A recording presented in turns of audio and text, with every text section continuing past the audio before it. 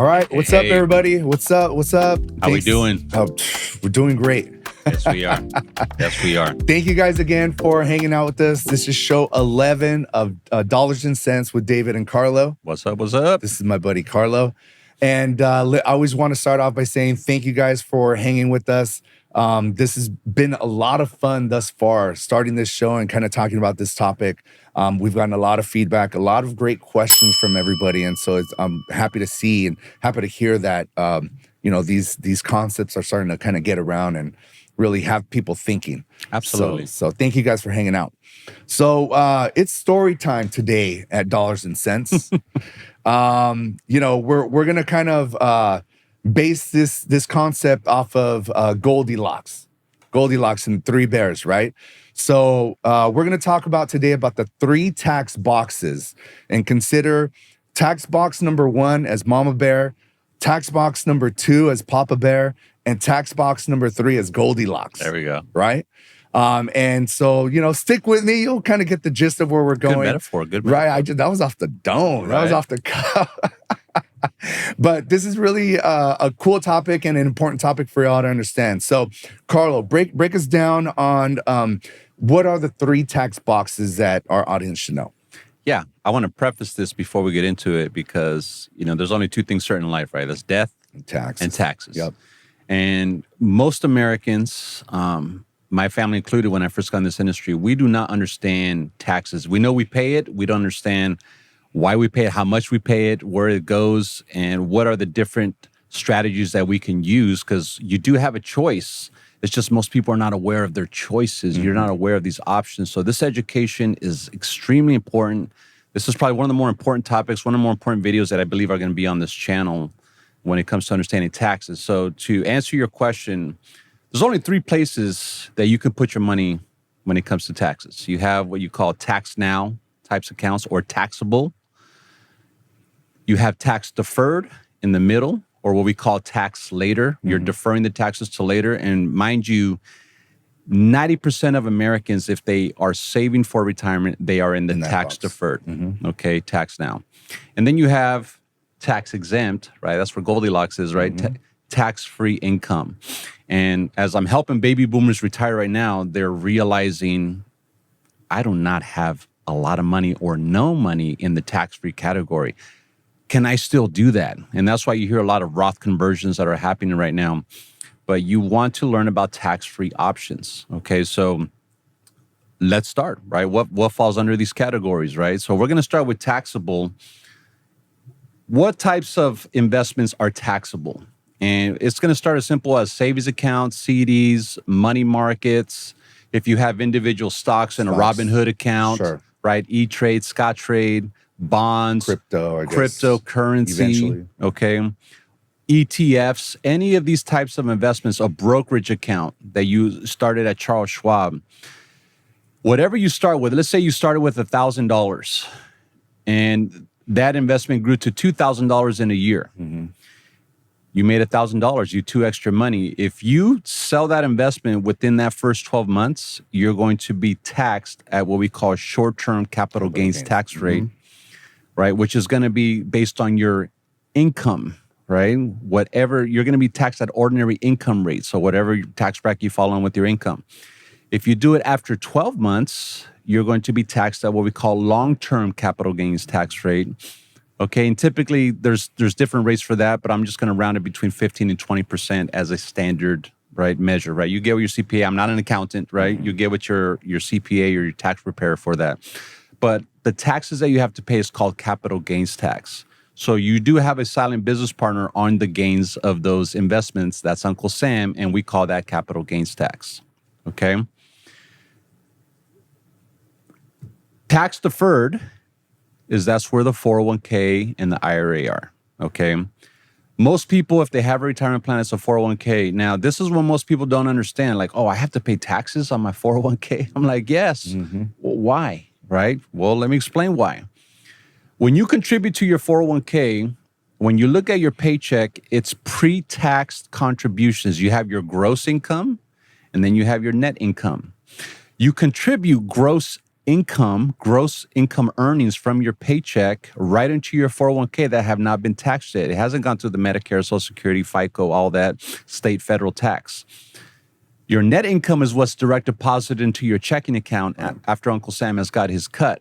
Let's say, considering that most people have their money being direct deposited into their account, right? Right. So they're not even really seeing, or first of all, probably don't even know how this is working, but they're not even feeling that hit yet, thinking that they're paying those taxes or won't have to pay for that upfront or later on. It's very shocking to some people. Like, oh, I have to pay, wow, that much in taxes? Right. Yes, right? Because you're contributing pre-tax money that is growing tax-free, right? So remember, you're not paying any taxes on the growth. So no taxes on the way in and no taxes as it accumulates over the course of 10, 20, 30 years. So when do you start paying those taxes? Whenever you retire, right? When do you plan on retiring? 5 years, 10 years from now? So the $1 million question that we've talked about. So in 10 years from now, 2035, do you think taxes are going to be higher or lower than they are today? You got to look into the camera, and I think that's a very solid question. I mean, you guys on the other side of the screen should answer that question out loud. I mean, I don't know, right? I don't have a crystal ball. That is going to be based on government policy, but look at our federal government in 2024, guys. We're a few days before the 2024 presidential election. Where's the trend headed? Where's the trend heading, right? We're almost $36 trillion in debt as a country. Somehow, some way, that money is going to have to get paid back. Right. Where do you think they're going to do it at? First hit, in my opinion, is going to be from Social Security. Which, if for those of us or those friends that are banking on that Social Security check, you know, maybe they're 45 years old and thinking, okay, well, I'll have something saved up by 65. 20 years, man, there's a lot can change, and that's going to be gone. Yeah. My personal opinion. Well, I think we're waking up to this nightmare, so to speak, right? And I'm being serious about that we're realizing, man, I put a lot of faith into the government and the government retirement system, thinking that it's got my best interests at heart. And now that I'm realizing they're taking more off the pie than I thought they were, I'm paying more in taxes. And the way things are looking, the taxes are probably going to go higher, which means they take more. And then I'm going to get taxed on my 401k? Yeah. You know? Right. So again, it's just something to be aware of. But nonetheless, the way that they sell it in our industry is like, yeah, but you get a tax break now. Because when you contribute, I believe the max you can contribute to a 401k, don't quote me on this, is $20,000, $21,000, give or take. I think if you're over 50, you can do $26,500, around that area, okay? You get the tax break that year. So let's say, for example, if you maxed out your 401k, you put $20,000 in and you make $100,000 a year. Well, you're not paying taxes on $100,000. You're only paying taxes on $80,000 of income, because you defer $20,000 of that into your 401k plan. So for many people, like, ooh, that's a tax break for me. I don't have to pay any taxes, so I get more of my money this year. It's all about instant gratification, because they sell you on the tax break now in your working years. But when you need the money the most, when you retire, that's when you got to pay the piper. Say, well, you got the tax break when you were working. Now you got to give us our cut. You're no longer working, right?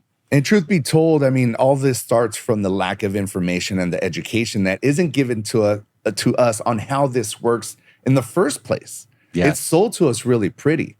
But unless we educate ourselves and kind of double down on this information, you're really not going to have a good idea on what can potentially, or more importantly, what will be happening to you when that time comes. Look, and I'm not telling anyone to say, man, so should I not be doing a 401k? Should I not be doing an IRA?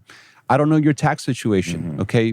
Those tax breaks may help you if you're a business owner, right? Maybe you do need a tax break now, but should you be putting all your eggs in that one basket of taxable or tax deferred income? Probably not. Well, that's a simple question. Does tax deferred sound better to you than tax-free? There you go. Or let me say it the other way. Does tax-free sound better to you than tax deferred?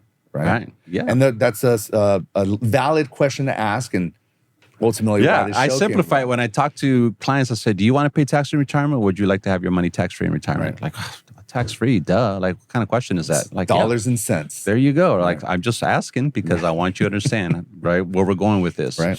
So listen, if you have a 401k, if you have a traditional IRA, if you have a pension, if you have a 457, a 403b, traditional IRA, annuity, that's all going to be taxable when you retire.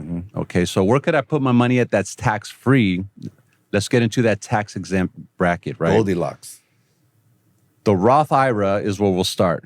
So Roth IRA is where you can put tax-free money in, okay? If your company offers a Roth 401k option, many companies are adding that to their menu, you need to explore that option, right? The Roth 401k, in my opinion, if you're getting even a match on your Roth 401k, you are a blessed individual, man. Take advantage of that opportunity. So Roth IRAs, Roth 401ks, and then what we talk a lot about in the show, cash value life insurance, whole life, index universal life, right? Because you can put large sums of money in a cash value life insurance policy. You're funding it with after-tax dollars. I get a lot of people reaching out to me. Can I roll over my 401k into an IUL? There's a way to do that. However, you do have to pay taxes, right, on that qualified money before it goes to tax-free money. Now, what makes more sense now? Ripping the Band-Aid off now than later? I would think so, right? Because then it gives you, it opens up many more options for you down the road. Yeah. And that's in some cases, right? That's where you do some tax planning. And I work with the CPA on this to say, okay, how much are we going to pay in taxes versus what we can potentially pay later? Once you see those numbers, you'll be like, you know what? It makes sense to pay it now.